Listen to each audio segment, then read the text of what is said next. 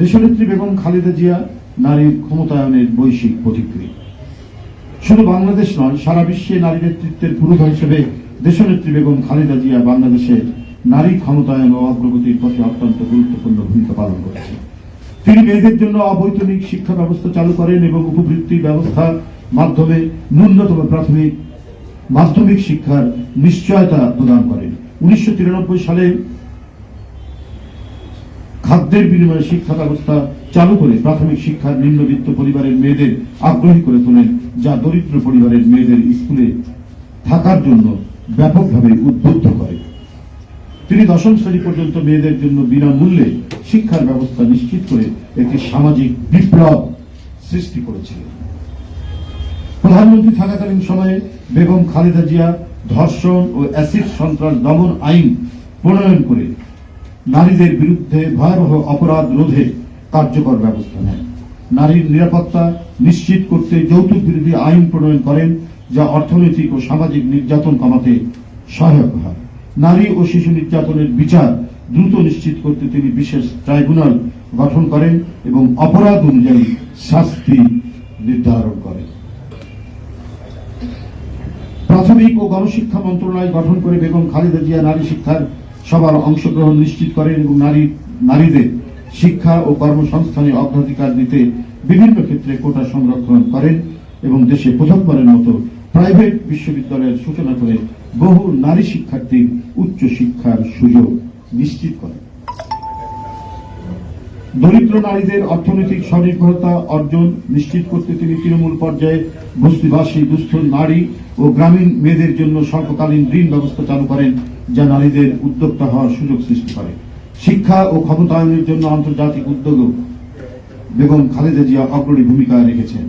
নারী স্বাস্থ্যসেবা উন্নয়ন ও শিক্ষার প্রসারে তিনি এশিয়ান ইউনিভার্সিটি অব উইমেন এর জন্য ফান্ড গঠন করে চট্টগ্রামে 100 একর জমি দান করেন, যা নারীদের উচ্চশিক্ষার সুযোগ আরো সম্প্রসারিত করেছে।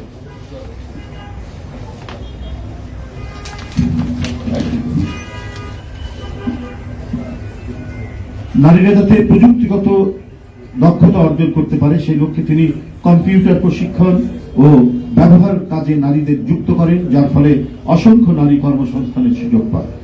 নারীদের কৃতিত্বের স্বীকৃতি দিতে তিনি নবাব ফয়জুন্নেসা ও বেগম রোকেয়ার নামে একাডেমি প্রতিষ্ঠা করেন এবং তাদের নামে পদক প্রদান শুরু করেন।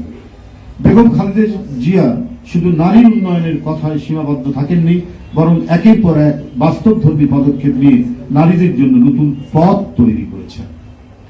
তার গ্রহণ করা উদ্যোগগুলো আজও নারীদের জন্য সুফল বয়ে আনে এবং এসব উদ্যোগ নারীর ক্ষমতায়নের ইতিহাস চিরকাল স্মরণীয় হয়ে থাকবে।